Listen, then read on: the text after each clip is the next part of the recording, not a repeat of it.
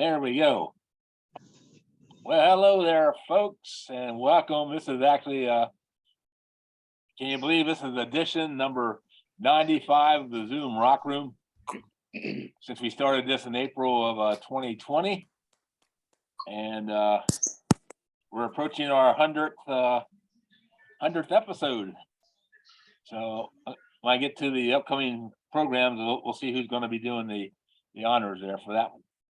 But anyway, welcome aboard, and might have a new face or so in here because of our program tonight. And actually, I just found out getting ready for tonight that this month is actually National Native American Heritage Month, November. So appropriately, we picked on a archaeology themed program, not knowing what was really happening. So if you haven't met our new co-host, and welcome her back for her second time, Melanie Tracy is around here someplace. I don't see her right now, but she's here. And I'm here. Hey, Mel, do you know what an archaeologist, why he asked a diamond to go out to dinner with him? Why? Because she likes carbon dating. Nice. And actually, Jerry, we were so clever that we came up with the same one. Uh-oh. We did. The brains. But I'll have another one for you. The brains work the same. I know. We liked the same jokes. So what do you call a very, very, very old joke? I don't know. Pre-hysterical.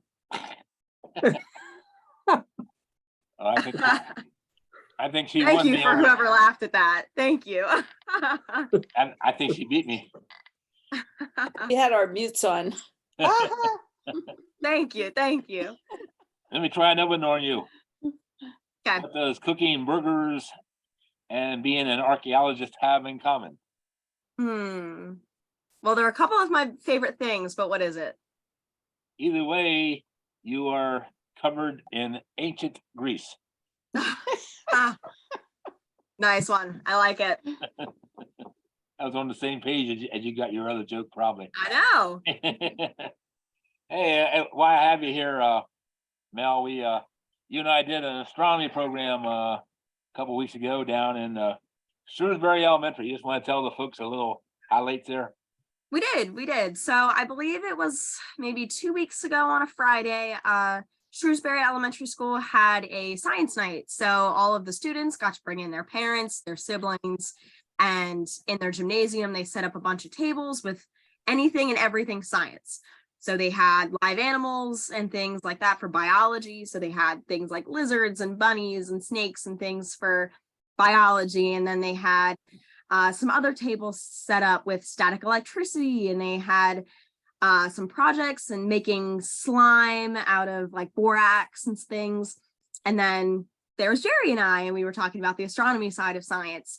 And we were outside on their little patch of grass in their front lawn, and we set up 2 telescopes, and we were able to see Jupiter and its 4 moons, and we were able to see Saturn and its rings, and everyone really liked it. The kids liked it. The parents liked it. The little guys were cute because the parents had to hold them up so they could even see into the telescope, despite our efforts of putting a stool, in front of it. They were so small, but they all said they were able to see it. It was a really clear night. We were very lucky. I was very blessed with the weather we had. It was very clear. It was wonderful. And I think that we had a very good turnout of the people who were surprised or have never even looked into a telescope before. There was a couple moms and a couple dads that even looked at me and goes, I've never even looked into a telescope, and I'm 30, 40, 50 years old. And they were like, I've never even looked into a telescope before. So they are excited to even see Jupiter and to see Saturn and moons and everything else. They thought it was very interesting. So I'm glad that we got that out into the world as a part of their science night. Yes, we have the biology, we have the chemistry, we have the physics, but we have geology and archaeology and astronomy and all that kind of earth science as well. So I'm glad that me and Jerry were able to represent that at their elementary school night. So it was very nice. And we had some great pizza for supper, didn't we? Yes, we did. Yes, sir. if you ever come to York County, let us know. We'll tell you where to get the best pizza in the county. Mm-hmm. Yep, absolutely. Agreed. All right, thank you, Mel. We're gonna get started with our intro here Absolutely. and get rolling because I know everybody wants to hear, not us, they want to hear the program. Who wouldn't want to listen to us bicker back and forth, huh? I don't know. We're not like Johnny Carson and Ed McMahon yet. No, we need to go on Saturday Night Live. We're getting there. So anyway, hey, welcome to the Zoom Rock Room. This is number 94. And as I said, this is Mel, and he's second time with us, just coming on board with JGS. And actually, Melanie is going to be your host in 2 weeks because I'll be roughing my life in Williamsburg with a family mini vacation. So she'll be taking charge in 2 weeks. So she might challenge you to some jokes to be her show. So anyway, Zoom Rock Room always sponsored by Ulery Architect in Lake Havasu City. I know some of you have sent them emails thanking them for the appreciation. So Ulery Architect at yahoo.com to Paul and Marcella, and to say hi and thank you for making the Zoom Rock Room possible. The Institute in Waynesboro and another one of our supporters, and they're getting ready for their winter solstice celebration coming up in December 18th. That sounds like a long time away, but it really isn't. And they do still have the Saturday soar bird watching programs going on. So their website, info at natureandcultureinstitute.org for all their programs and special events. The dirt man's not here tonight. Andrew had a water leak in his house and he was in the middle of fixing that when he sent me a message. But go to extremecody.com for his latest videos. He's been doing a lot of work up at the Herkimer, New York with the Mohawk mining area. And he'll be back, I'm sure, in 2 weeks. Crystal Grove Collective, Mike and Krista at the Lower Allen Shopping Center. They have a beautiful store up in Camp Hill and fully loaded with gems, fossils, minerals, gemstones. And also they have stands that actually were made that are hosted by outside vendors who make their own stuff. They're also at the Morning Sun Market in York, actually in Thomasville, very, very close to the York Airport.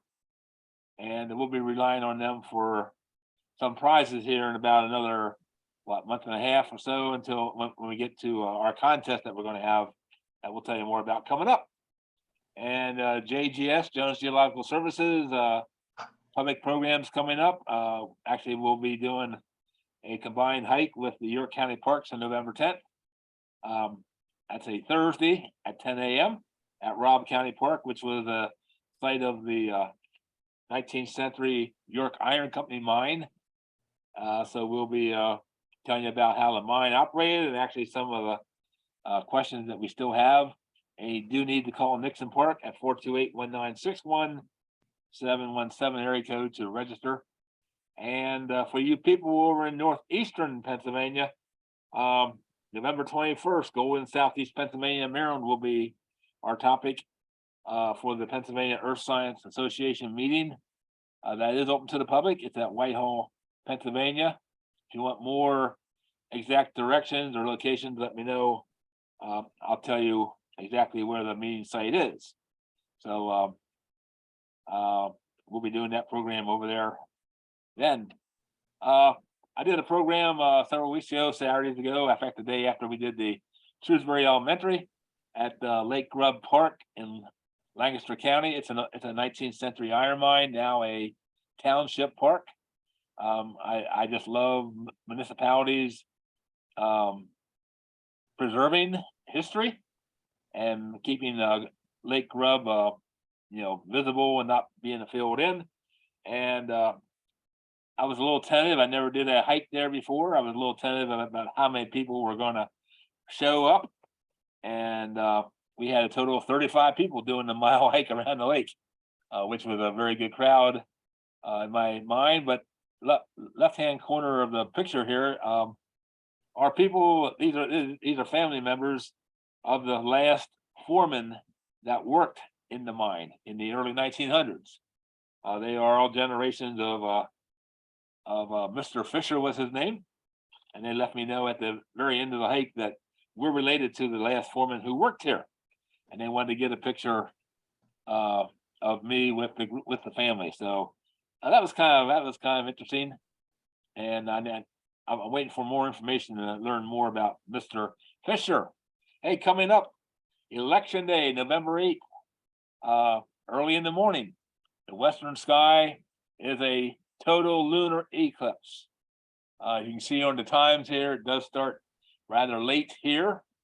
Eclipse begins at 5:16 in the morning, and of course, full moon, and the moon at that time will be kind of in the western sky. And by the time it ends at 6:41, the moon will be getting very, very close to the horizon. But put this on your to-do list if you want to watch a lunar eclipse. It's actually, I think, the final one until maybe 2025. There's going to be the next total lunar eclipse coming up. So Election Day, pre-dawn. Zoom Rock Room schedule. We've been working pretty hard, and we got a fabulous lineup coming up here. November 15th, ice volcanoes in Pennsylvania. Adam Iano is coming back. You may remember him when he did the program in the for the California Park a year and a half or so ago. He's with the Pennsylvania Geologic Survey. December 6th, Cal Site and York County with Kyle Trossel, who is a local resident in York County. December 20th, Mel and I are going to entertain you with the holiday quiz night. And this is where we're going to be giving out prizes. So bring your smarts. We'll give you a theme to study up on a few sessions beforehand. January 3rd, our buddy Johnny Johnson, who's been here before talking about mining history, is going to be talking about the Iceland spar and literally Iceland. He's going to be showing us pictures from Iceland and the Iceland spar mineral. The 17th of January, Melanie and I are going to be doing a groundwater program for you. Since many of us and most of us probably rely on groundwater someplace in our life. February 7th, Vince Santucci with the National Park Service is going to be doing a program. He hasn't given me a title yet, but I know he loves to talk about the dinosaurs at Gettysburg, and but he may surprise us with some other things. And finally, February 21st, prehistory along the Little Schuylkill River in Pennsylvania, and our longtime room member Roger Freed has come forward and said, "I'll do a program if you build it for us." So Roger and I have been collecting pictures, and we'll be putting a PowerPoint together for him to present on February 21st. So I thank Roger for doing that. He's doing some incredible archaeology work up in the Schuylkill County area. That's our schedule the whole way through February, and it's a lot of fun too. All right, here's a quiz for you before we get into our speaker tonight. This is kind of I'll say a jumping point from Zoom intro to the program. What do all these items have in common? Ferris wheel, pencil with attached razor, polio vaccine, Jeep, smiley face, movie theater, bubblegum, Big Mac, Slinky, driving gas station, and bifocal glasses. That last one may be a big hint. But Melanie might like this because of her vehicle she drives. So anybody want to chime in here before I give you the answer? They're all in Pennsylvania. Yep, you are right. All these were invented right here in Pennsylvania. So To me, the Slinky was the giveaway. it was the Slinky, okay. Yep. So congratulations, we had no prizes tonight, but we'll send you a check and a free membership into the room for next year. Oh, thanks. Nice guessing. Okay, so I'm going to end this one and get back to you. And great guessing there. We appreciate that. So remember, if you're not muted, that we will mute you during the program, and we'll keep our questions until the end. We put them into the chat room. Mel will be monitoring the chat afterwards, and also our speaker Jim Ulery will be watching for that too. So introduce our presenter tonight. I'm really honored that he stepped forward to do this, because I've been wanting to hear about Meadowcroft after being in school in North Carolina in the 70s. I heard a lot about Meadowcroft in the archaeology world. So Jim, you really began working part-time with the I'm sorry, I missed my first paragraph. He has his Bachelor of Science in Geology in 1976 from the California State College, which is now called Penn West University. And he did his graduate studies at the University of Pittsburgh, 1976 to 1980. Began working part-time at the United States Bureau of Mines in 1976. And in 1979, he became a full-time employee with the Bureau of Mines, and retired in 2009 from the National Institute for Occupational Safety and Health, which actually absorbed the entire Bureau of Mines safety research program in the late 1990s. His primary research involved assessing and measuring coal bed methane content and the geologic factors controlling it. He also involved in research on the geologic factors affecting mine roof stability. He began working at Meadowcroft Rock Shelter and Historic Village in 2012, and he does live in Claysville, Pennsylvania. He is an avid archer, bow hunter, which is this time of year. So I thank Jim for being here instead of out in the woods. And he does also persevere doing some flip napping, which is making prehistoric tools. So we welcome Jim Ulery into our room tonight. And Jim, it's all yours.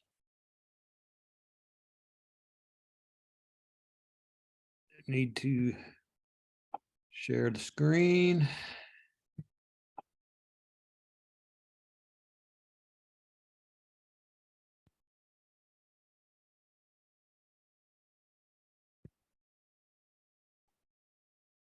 There Are you we go. on?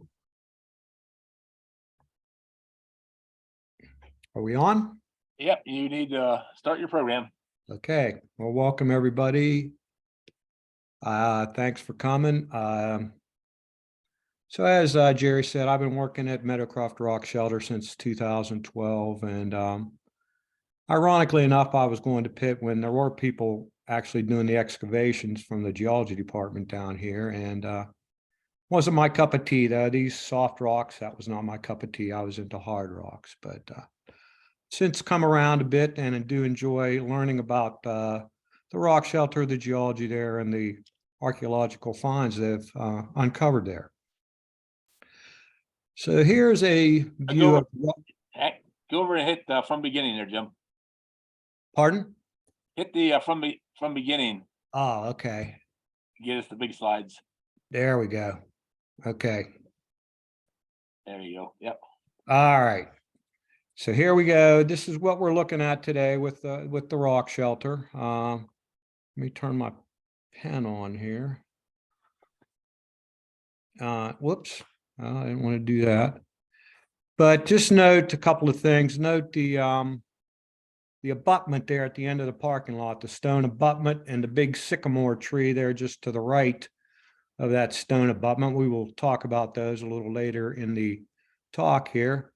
But what you're looking at is the structure we built in 2007 to protect the dig and to make it accessible to the public so that we could give tours there.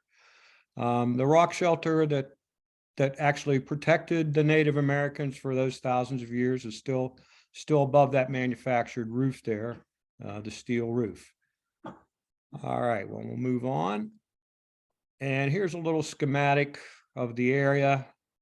All right. So the rock shelter, you see the red dot up there, right? Let me turn this off. Oops. There we go. Let me go back. Sorry, getting used to this. There we go. The rock shelter is right there where my pointer was pointing. And some of the pictures I've taken are from there. A couple other places you'll see some pictures I've taken are on upstream here, up here. Right there, I took a couple pictures. There's a railroad grade right there.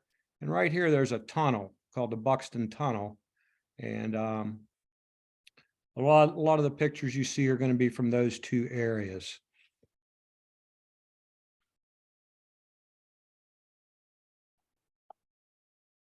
So the land that Albert Miller owned was granted to his great-great-grandfather in 1795, was known as Bancroft Farm. And this is an aerial view of it taken, I believe, somewhere in the 1930s. Right in the very, very foreground, right down in there, that's the actual rock shelter. That the land it's on was not part of the original land grant. The original farm is back in this area back here. All right, so here is the picture from 1936. So the land that the rock shelter is on was purchased by Albert's grandfather and his namesake Albert Miller somewhere in the early 1900s. And this picture is from 1936, looking north at the rock shelter. So if you look carefully down here, the abutment to the old bridge right here is now the abutment for our parking lot. Hurricane Ivan in 2004 took out the bridge here, and it was replaced with a bridge that came across here. So the old stone abutment on the far side of the bridge is now the end of our parking lot. That sycamore tree right there is the sycamore tree that was in the first picture I showed you.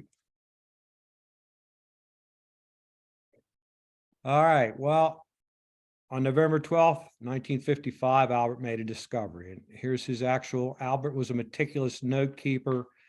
He became interested in Indians and artifacts when he was a child going to grade school. And he started going to the places the other boys would find them. His uncle his uncle Alden also had a collection of arrowheads and got Albert interested in them. So he was down at the rock shelter on November 12th, 1955. And as you can see in his notes, he dug down a 4-foot hole and he screened.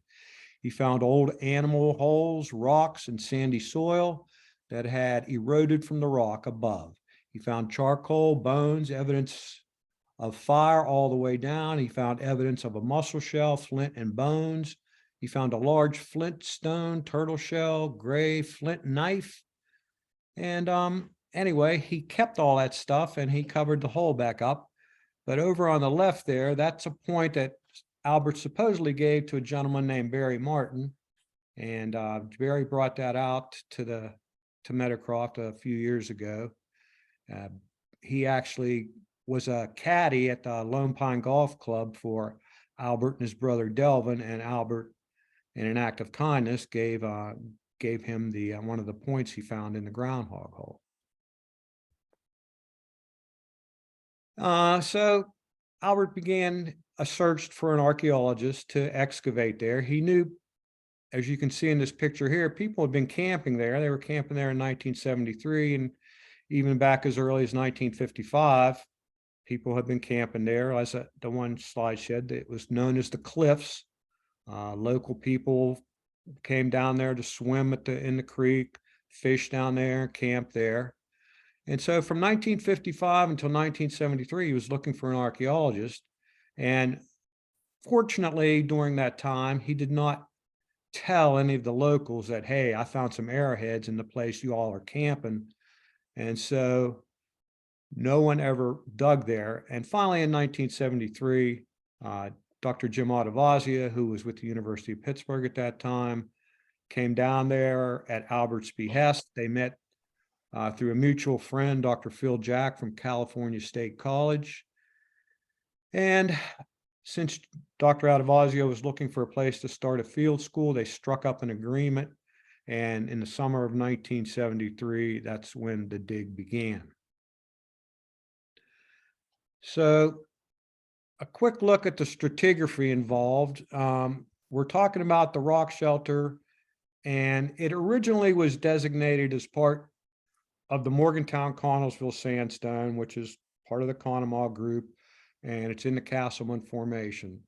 That original designation was based on the geologic map that I think I referenced the slide a little bit later. We'll look at it. But it was, they determined they didn't really distinguish between the Morgantown and the Connellsville sandstone there. So it was just called the Morgantown-Connellsville Sandstone Coalesced. On the left is a detailed schematic of the rock shelter. You can see it's about 70 feet high, and it's composed of 2 point bar sequences. Both are very cross-pitted.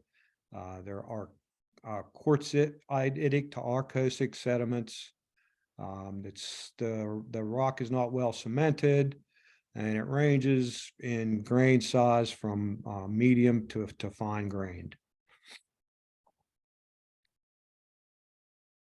Whoops, wrong way. Just a couple of things to note on the strat column. A couple of the is down here is the Brush Creek Marine Zone, which is the source area from one of the flints we'll talk about, the Brush Creek Flint. And above the Morgantown sandstone, roughly 50 to 100 feet, you'll see that the Pittsburgh coal bed was there. Well, they did, in fact, mine the Pittsburgh coal bed right there on the property. Albert's grandfather sold land to a mining company, and right on what is part of now Meadowcroft property, there was a mine called the Jefferson Mine. So here's just the stratigraphy that would have lain above the rock shelter from the Pittsburgh coal bed up through the Monongahela group. And a couple of things we will talk about later on that you'll want to look at on this column. The vicinity here of the Sewickley coal, the Fishpot coal, the Fishpot limestone, that's an area that, or a stratigraphic horizon where some local flints have been found of various quality. And also another of the flint we will talk about is from the Uniontown limestone up above the Uniontown coal bed here. There is actually another local flint that we'll talk about that gets on up into the Dunkard Formation called the 10 Mile Chert. But the picture on the right is the actual old mine that was on Meadowcroft site. There were remnants of that old mine still there up until, a couple of years ago, when most of that's been torn down. We've put some new buildings up there. The neat thing is, in the 1950s, after the coal company had deep mined there and strip mined, they sold the land back to Albert. And him and his brother and Boy Scouts, they began to reclaim it. They planted over 300,000 trees there over the years. Whoops, what happened? Oh, I hit the wrong button. All right, so the depositional setting that we're talking about for the rock shelter, this is just from the book Geology of Pennsylvania, published in 1999. But you can see we're transitioning from the Allegheny group, which was an alluvial plain, marine carbonates, up through a lower delta plain, back to the alluvial plain sediments when you get to the Castleman. And then as you go on up into the Monongahela, you're getting more into the freshwater limestones. Above the Pittsburgh coal bed, you're getting into the thinner coal beds and marine limestones like freshwater limestones like the Benwood. All right, so as I was alluding to before, this was originally designated the Morgantown-Connellsville sandstone based on Schweinfurth's 1976 geologic map of the Avella Quadrangle and part of the Bethany Quadrangle, the Pennsylvania section of the Bethany Quadrangle, immediately west of there. And based on the observations of John Harper and let's see, I need to move this. There we go. And this master's thesis from Osborne in 2015, it's pretty reasonable to assume that the unit comprising the Meadowcroft rock shelter is uniquely Morgantown sandstone, excuse me. Well, why do we say that? Well, for a number of reasons. Here's some of the common features of the Morgantown sandstone. It's a massive cross-bedded unit, up to 65 feet thick. Actually, at the area of the rock shelter there, it's a little over 70 feet thick. It has zones of carbonate cementing, which I believe give rise to phony structure, or more commonly called a honeycomb weathering. One of the couple of the distinctive characteristics is a basal conglomerate unit that's found in the Morgantown sandstone. And there's some basal coal unit, or there's a coal that in some places that immediately lies on top of, called the Willersburg coal. This unit is subject to some soft sediment deformation. Osborne in his thesis thought there might have been a large slump blocks involved with some of the deposition of the early lower Morgantown unit. So here you can just see how massive it is. This is from the 70s. So this is before much of the dig had gone on. And you'll see that honeycomb weathering right there again. And that's just an example of how massive it is.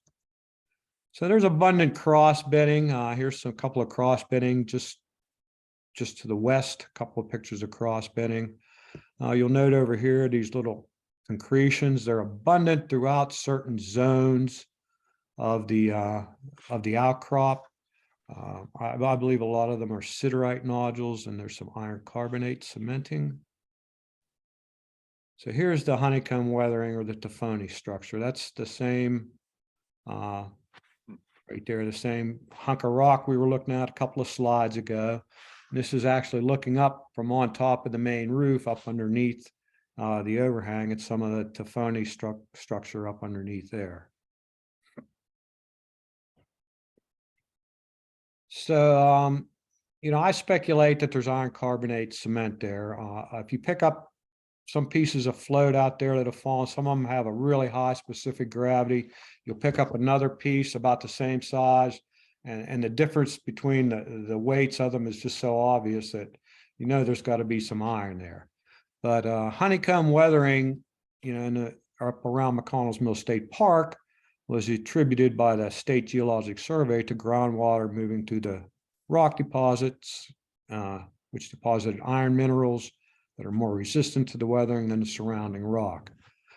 But I think something similar has been going on here. And here's just a few pictures of some of the nodules you'll see in various places throughout the outcrop. All right, the basal conglomerate unit. This was a lot tougher to track down, but I did find some in place. I'll show you a couple pictures. There's a lot of float of it in the creek bed, but here's a lens of the conglomerate unit. This is over by that tunnel that I was showing you in the earlier slide. So I had a hard time reaching up there to get the picture, so it's not quite in focus, but over here on the right, you can see the conglomeratic nature in there, and that lens just kind of pinches out right over here. But what you'll find is, you go down into the creek bed, there's just massive blocks of conglomerate down there in the creek bed. So here's just some pictures of some of the conglomeratic float that you'll find down in the creek bed. And this is, again, it's all upstream from the rock shelter between those 2 points I was showing you on one of the earlier slides. All right, so that Willersburg coal zone, that's was the bane of the pre-Clovis revelation when they first started saying in the 1970s that Meadowcroft had artifacts, fire pits, signs of human occupation that predated Clovis. Well, it obviously threw the whole archaeological community into a tizzy. He was, debated, degraded, told that's impossible. And one of the most common arguments was that the lower levels were contaminated from coal that's in the basal unit of the Morgantown sandstone. So here is a picture from upstream there where you can really see the contact quite well. So up here, this is the basal unit of the Morgantown Connellsville sandstone. Down here is the Birmingham shale. And right along in here, there's a real thin coal stringer, assumed to be the Wellersburg horizon. But the biggest argument was that somehow or other, coal from this horizon, which when you go right near the outcrop, these are from just out to the west of the outcrop, from the rock shelter, I mean. So this is some of the coal zones, and these zones you can trace right into the rock shelter underneath the big roof we've constructed. But these were the cudgel that was used to beat Advisio and Company over the head and say, no, your samples had to be contaminated. I guess they didn't find it ironic that all the 8 samples that they ran to determine that age, they all, were about exactly the same amount of contamination to come out the exact same radiocarbon age. But that's a different argument. But there's just a small piece of coal there between my fingers. All right, well, let's talk about long after the deposition and how the rock shelter got formed. So the pre-glacial drainage for Western Pennsylvania looks something like this. There was what we'll call the Upper Allegheny River up here, the Middle Allegheny River here, the Lower Allegheny here, which was a tributary into the Pittsburgh River, which flowed northward into this Aragon River. The Proto-Ohio River was also a tributary of the Pittsburgh River flowing into it right up here. So once we get to, let's talk about the extent of the glaciers. Okay, maximum extent of the glaciers is somewhere along the dotted line here. Meadowcroft is roughly right about there. So the glaciers themselves never affected the rock shelter, never had anything to do with the erosion or carving out of the rock shelter. Their closest extent at the peak of the ice age, about 25,000 years ago, was in that vicinity. By the time we know people were at the rock shelter here 19,000 years ago, the glacier front was more up by Lake Erie. So we weren't talking about tundra conditions. So at the last glacial maximum, again, let's look at the river system again. The Continental Glacier became so thick and wide that it was actually damming up these north flowing rivers.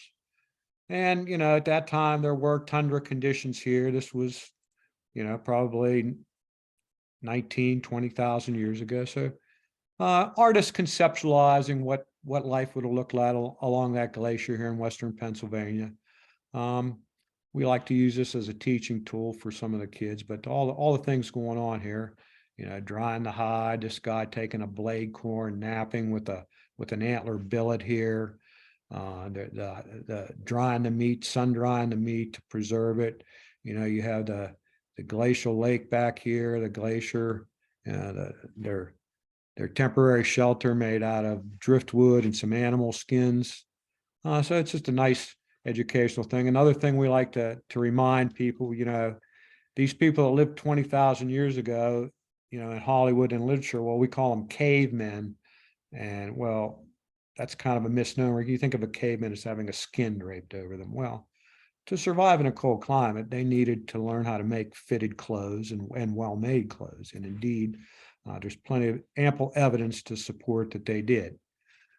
But getting back to the glacier over here, it became so thick that it actually impounded these north flowing rivers. And what happened is they overflowed and,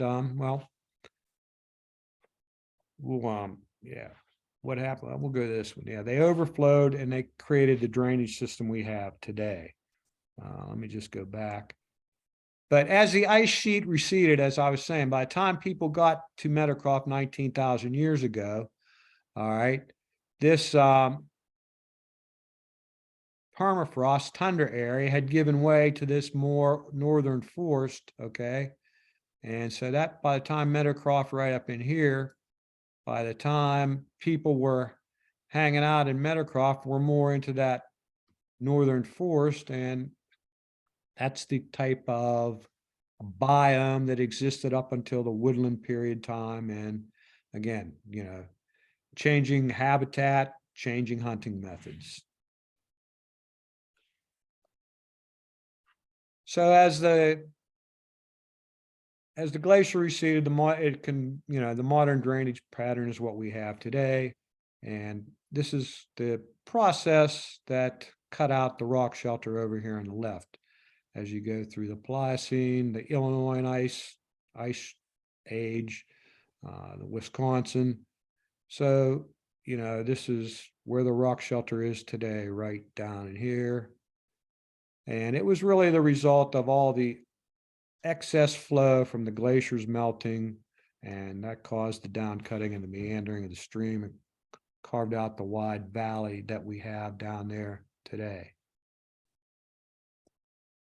All right, the aerial extent of the rock shelter excavation is shown in this picture here to the left. So I took the liberty of outlining it. This is as it exists today. There's a couple features that we like to point out. The new roof fall right here, all right, and the old roof fall right here. The back wall is here. The drip line is right here, all right. Now, the new roof fall here fell down from the overhang about 1,250 years ago, give or take a few. The old roof fall is part of a massive roof fall complex that fell down about 12,500 years ago. But after studying where the rocks fell, studying the calcium carbonate content through the soils that they're in, they were able to determine when they fell.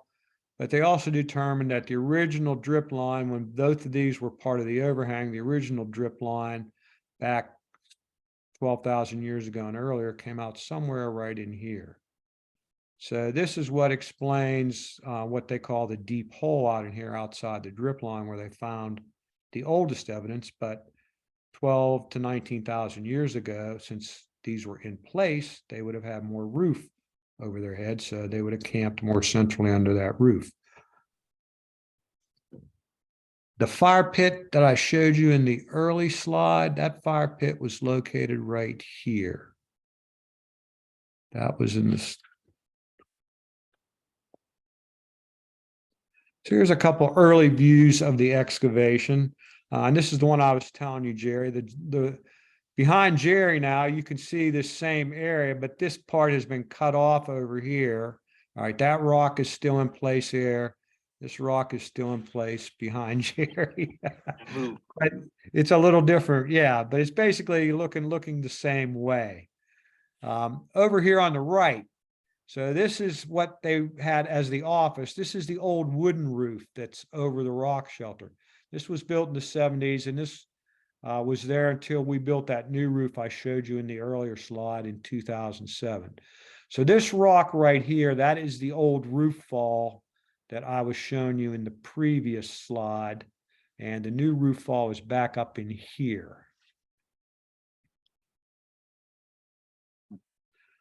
So they identified 11 main stratal units there. Stratum 1, it's culturally barren. It's the shale bedrock, the Birmingham shale, but there is some overlap of siltstone up onto that. It's also culturally barren, but they believe that they call it the overlap siltstone is from Lake Monongahela, when the creek was still about 10 to 13 feet higher than it exists today.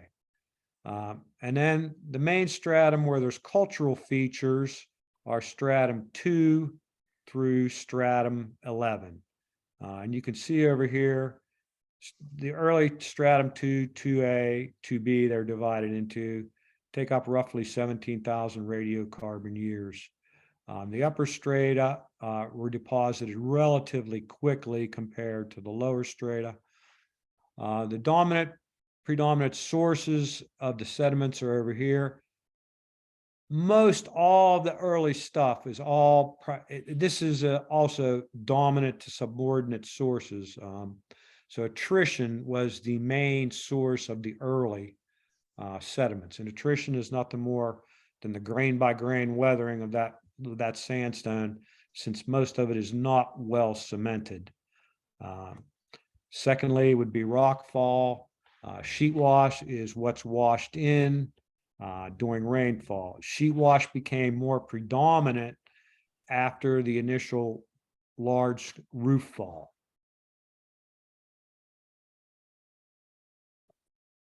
All right, just to show you a little bit of that attrition, this is just this sand in this little shelf over here to the west of the rock shelter. This is about 3 or 4 inches deep of pure sand, just something like that. And just, it's just natural attrition. All right, here's a rough, I had to piece this together from a couple of diagrams in one of the references. I have them at the end, but this is a rough north to south profile of the rock shelter. In yellow here is the drip line, okay? And they went clear out beyond any where there was much cultural evidence, much cultural features. All right, well, they found a lot of artifacts there, flint artifacts. In the upper sections, they found some limestone digging tools, some stuff like that, pounding tools. But they did find a lot of points. They found in the deepest strata, what they call the Miller complex. They use these prismatic blade cores. I'll show you a picture of them. But Frank Vento, one of the students from Pitt, did an extensive study of the different flints that were used. So this table is a summary of those flints, although they say that there were 8 that they confirmed. The Sewickley flint is not confirmed in a Meadowcroft artifact, but they did examine it from another collection. And here's the different characteristics that you can see. Of course, there was Vanport, Flint Ridge, Chert, Upper Mercer, Chert. These cherts from here, Brush Creek, all these cherts would have been locally available. They're all these units that contain these outcrop within easily a day's walking distance of Meadowcroft. These cherts over here would be considered a little more exotic. We don't know if they traded for those, although I see that as not very plausible. I would probably think they would have gotten them, procured them some way themselves. Onondaga Chert, Kanawha Flint, and Upper Mercer Chert are all available in glacial outwash cobbles, river cobbles. They could have got up along the northern Allegheny or Upper Ohio River. So there's a very good possibility of some of those they could have gotten sourced a little more locally than actually going to the original outcrop sources. All right, here's I apologize, but they didn't use color in the journals back then. But here's just some of the points. These are representative projectile points over here. A Neville point, a Brewerton side notched, Norman Skill. And these are all from the archaic and woodland time. Now, when you get over here to the right, this is some of the stuff that you find in the deepest parts of the rock shelter. These are what Dr. Audavazio and company like to call prismatic blades. They were part of the pre-Clovis toolkit. and pretty commonly found here in the deeper strata. So this is the arguably the most famous thing found there. This is point you see on the left. They named it the Miller Lanceolate after Albert Miller. This was found in 1976. This is the point where the radiocarbon dates surrounding it were the source of the controversy. When they unearthed this point in 76, they already knew that they were in strata well below early Archaic. And so when they began to radiocarbon date it, they were getting radiocarbon dates between 11,500 and 12,800 years old. And as I was saying, it generated quite the controversy. And so that's why they did so many dates. Fortunately, the dig was very well funded back then. And but that was the source of the controversy, finding this Miller point and the dates surrounding it. So I'm going to toggle between slides here. The next slide, I have a little description. So the Miller Lanceolate was produced from fine grain opaque light gray chert, yellow to purple striations, and overlapping biface thinning flakes, most of which traverse the center line to produce a lenticular cross section. But one of the important things to note is it's been a reworked flake. And on the right is a postulated prototype of what the original point looked like. According to a couple of things I've heard Dr. Adavazio mention, there have been pieces found similar to the Miller point at the Mungai Farm Complex, and there was a point found there that is supposed to be a whole prototype similar to this on the right of the Miller point, but I have not yet seen a picture of that anywhere to date. The Mungai complex is a open air, unstratified site at the far eastern end of the drainage, but it was quite extensively collected and explored during the dig here. And Mr. Mungai's collection was shared with Dr. Adavazio. In fact, they named the Miller Lanceolate after Albert Miller, but they named this little thing right here the Mungai knife after Nulla Mungai to honor him.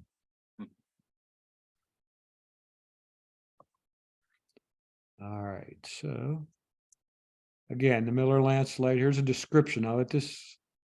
And so Dr. Adavazio likes to opine that it's a local chert. I would tend to agree with that. But which one is it? Well, it's a good question. He does not subscribe to that it's any of the three listed here, Uniontown, 10 Mile, or Monongahela. But what is it? Well, we don't know. But here's some descriptions from what I could find published. The 10 miles, a dark gray brown, olive brown. Weathers to patina, pale greenish gray to grayish white. The Uniontown chert is medium to light gray, dark yellowish brown, and I saw some yellow over there. Uniontown chert. Again, you start to see things like very pale orange, yellowish, dark yellowish brown. I start to see similarities to those colors in that Miller point. And the Monongahela slag fish pot chert, a light gray to dark brown and gray. Again, it was not specifically identified as one of the lithic sources for Meadowcroft artifacts, but I think it could very well be in the mix for one of the local churches they would have used. Now, throwing a monkey wrench into all that, well, just to reiterate, my personal feeling is I'm leaning towards the Uniontown chert, mostly because the next slide, the buffalo chert, which is found, first described by Fritz Tippins and Fisher in 2019 for occurrences along Buffalo Creek near what's called Atchison. Buffalo Creek is the next drainage south of Cross Creek. It looks very similar to the Kanawha chert. The authors subscribe that many local artifacts attributed to the Kanawha chert may need to be reevaluated, but they describe it as a semi-vitreous, coarse to fine grained in texture, semi-translucent, opaque in edges, and ranging from, and I like this part, olive gray to very dark gray.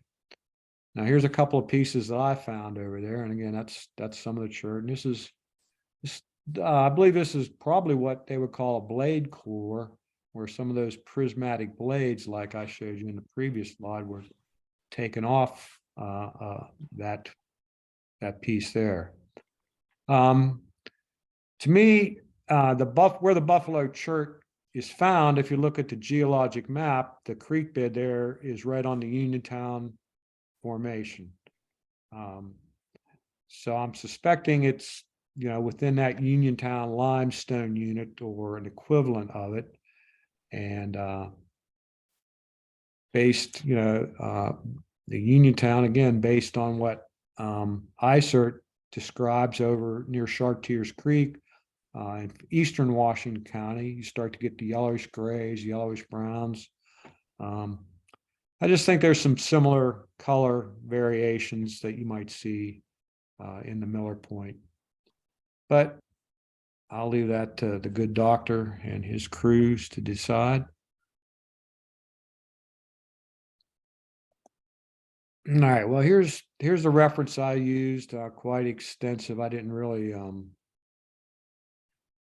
annotate all the slides as to exactly where everything came from, but I would be happy to elaborate if anybody needs to know.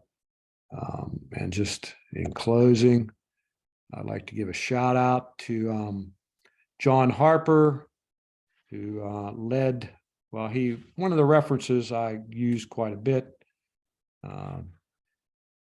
John, Marianne Gross, and Alvin Kohler, Geology and Archaeology of the Rock Shelter, their Pittsburgh Geologic Society field trip in 2019. But John is the cartoonist responsible for the little cartoon there, which I find rather amusing.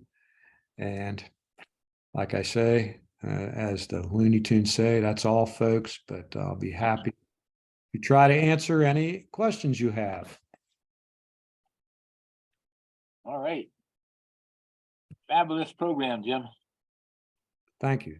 And so no rhyolite was found at Meadowcroft, is that right?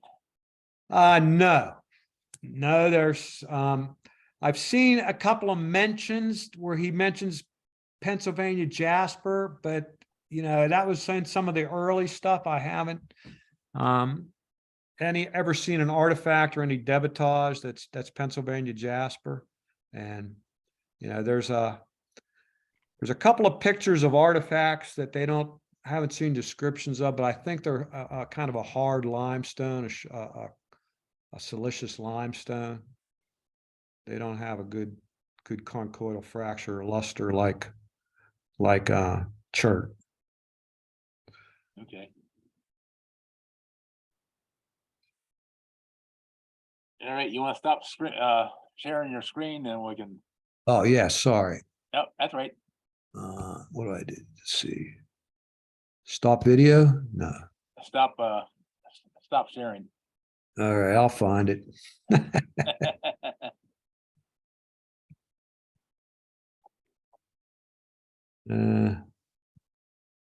End show. That do it? Yeah, now you did. Okay. Yep. All right, put your question in there, and I see Dwayne. okay. If you look at the book by Gary Fogelman on Pennsylvania church, they're found all over the place in Pennsylvania. I wouldn't say there's more in the west versus the east. I don't think there's any big quarries. That's the thing, like you'll see at Flint Ridge. Most of the chert, especially here in the West, is little lenses. You know, the guys who described the Monongahela church and the Uniontown church referred to them as lenses and pods within limestones or limey shales. Just not as extensive as deposits as you'll find in places like Flint Ridge. Melanie, the rock shelter itself, unfortunately, is not handicap accessible. We're trying to get some grants for, we've got in some architects working on some design work to make a walkway to go down there from our visitor center. But to get up to the rock shelter, there's 65 steps. So it is not handicap accessible, unfortunately, at this point.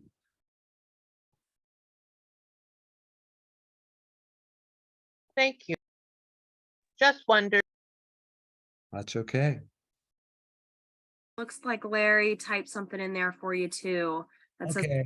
the earliest occupation of this site that is noted as 19,000 years ago. Most scientists seem to think there weren't humans present that long ago.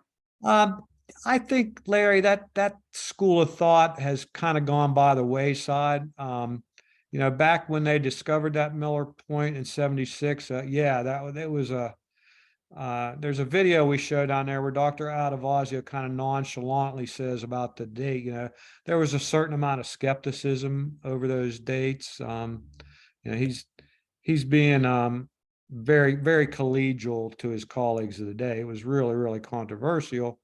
And now, decades later, there's a number of other sites that are 15 to 20,000 years old that are well accepted and well documented. Topper, South Carolina, Cactus Hill, Virginia, the Galt Friedkin site down in Texas, Paisley Caves out in Oregon.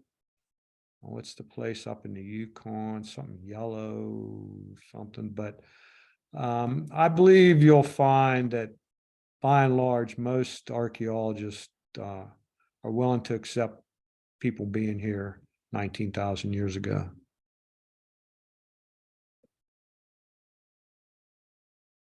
Yes, Melanie, Waynesburg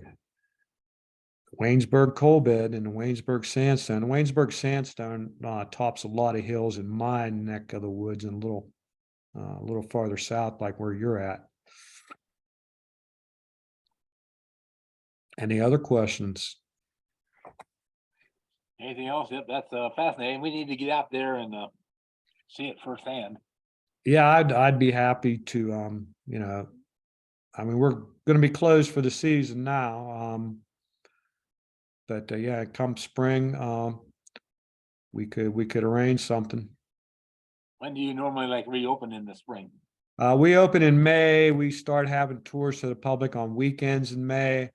But I'm sure if we had a large group, we do special tours for school kids like in the weekdays during May. But we could also, if we had a special group coming in, if you guys all came like by a bus or something, or could arrange to get there at approximately the same time, by your own, you know, transportation, we could do something. It might be a van rental. Road trip, yay. What I was picturing now. All right. Yeah, great. I always wanted to hear more about Meadowcroft because like I said, when the controversy was going on, I was in college. And hearing about the contamination and all that. So just like any other project, you know, the more research you get, the more questions you get. Well, yeah, I didn't mention another thing that besides the coal, there was this stuff called mung, which I don't know, the groundwater brought in this stuff he called mung. I don't even know what it is, some sort of organic muck or ooze. Hello? Hello? All right. Anyway. Final Okay. questions. Hello? Oh, can you hear me? Yep, I hear you. Yes, I would just like to comment on the date and that discussion and the sites that were listed. It's my understanding from quite a bit of reading that nobody was really in Beringia at 19,000 years ago. So it's highly unlikely that humans came down.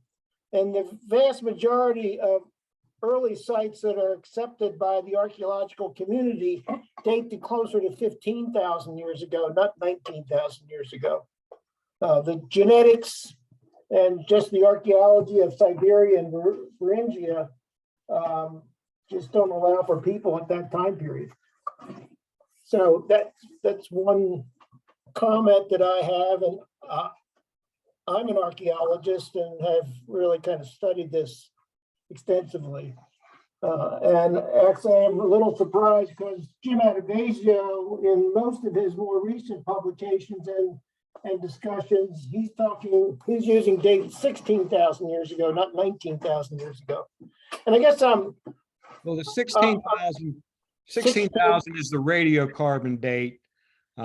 So recently, since there's these other sites that are old, we changed it to the calendar date. So our public literature, whatever, used to say 16,000 years in a day. Now we say 19,000 years. oh, okay, and that would be right. But again, the calendar dates for Siberia are about 20,000, and Beringia is closer to 15,000 calendar dates. So again, moving south and getting into Pennsylvania by that time period seems unlikely. Well, that's if you want to go with the, the Beringia crossing, but when you have the ice sheets, 2 or 3 miles thick, they, one of the proponents of things that I've always heard is the circumposition. Since sea level is 300 or 400 feet lower, you're going to have vast areas of continental I mean, shelf. there's all manner of ways that people could get here, but crossing the glaciers is highly unlikely too. So there's nothing to eat on top of glaciers, but yes, you can see there's controversy. I guess I want to reflect the archaeological community to say that most people look at 15,000 years ago, not 19,000 years ago. And there's been a lot of literature on that. I wish I had the reference here, but I recently read a paper that talked about on top of the glacier, the ice sheets, there would be mini mountain ecosystems where the ice sheets weren't thick enough to envelop all the mountain peaks, and there were these mini ecosystems on top of these mountain peaks. And since these people were pretty hardy travelers and lived in the ice age, that there was a theory that they could actually cross on top of the ice sheet using these mini mountaintop ecosystems as waypoints to get the food, lichens and whatnot for food. It's open. I mean, Okay, I just wanted to add that. I had the reference here handy. I mean, I again, that seems unlikely to me that they would go from mountaintop to mountaintop. I wouldn't want to have to do it, but Yeah. Okay. All right. Actually, in reference to the church that were found in actually all over Western Pennsylvania or in Western Pennsylvania, Frank Vento is doing thin sections of those, and he's done a detailed analysis or he's in the process of a detailed analysis, and he's going to come out with a publication on the church. And I think it's going to give us a much better definition of these church, the ones that were being used by native populations. And also conceivably, he has identified from thin sections better ways to actually identify the church rather than just doing it by visual identification. that'd be great. It's still in process and it hasn't been published yet. That's going to clear up a lot of the controversy, I think. Yeah, that the chart I showed is from Vento and Donahue and their lithics at Meadowcroft published back in the 80s. Right. They've done a lot of work since then, but yeah, I think we're going to get some clarification on which churches were being used and where you can find those churches. That'd be great. In Western Pennsylvania. All right. Thank you. thanks for your comments. And again, Jim, thanks for your wonderful program there. We appreciate it. I did see Tom Smith in the room. I wanted to, he just came in not too long ago, but Tom, if you're still in the room, can you give us a review quickly of the South Mountain Swap this past Saturday? Sure. We had a great time, a lot of smiles, a lot of vendors. We were even set up outside. Just one of the best we've ever had. People were just excited all day long. I got there at 5:15. I think I left after 4. So good day, great day. Good, okay. Thanks for asking, Jerry. You'll have another one coming up in May, which I will try to remember to May the 13th, already advertise. contracted for, May the 13th. Okay, Now, oh, look at that. I thought we you kind of said- missed it this time around, so okay, oh yes. Melanie, I have one more archaeology joke for the month celebration. Since I Alrighty. won't be here next one, but did you hear about the new book on archaeology? Nope. It is groundbreaking. All right. Well, then I'll finish and I'll ask, why is an archaeologist the best husband a woman can have? I don't know. The older she gets, the more interested he is in her. Oh, I see. Oh, boy. Don't write any jokes down, folks. They're not for publications. Okay. Hey, remind you, everybody, that this was video tonight, and it will be processed and put on our Jones Geological Services website under the Zoom Rock Room. So you want to go back and look at it again, or tell your friends about it. It will be on at jonesgeo.com, Zoom Rock Rooms. And I'll have to put in another announcement in. I just remembered, I believe it's working. I haven't had proof of that yet, but you may go to jonesgeo.com and go to books. And there's actually one book that's now downloadable electronically called Time Walk, the geology of Adams, York, and Lancaster counties that I wrote in actually 2013. But we have now just made it accessible for you to download for $5.99. And like I said, it just got put up there 2 days ago. I'm not sure if it's working, but I checked with my webmaster to make sure it is working. So anyway, promo. The next time, Adam Iano will be here, and our co-host Melanie will be getting the program dumped into her lap. And I know she'll do a fine job. She and I are going to get along well. I'm afraid. We think alike. So anyway, thanks for joining us tonight. And I'm going to go and process this video and get it onto the website. And you all have a good time with Adam and Melanie in 2 weeks from tonight. And I will see you actually not until December. So we'll see you.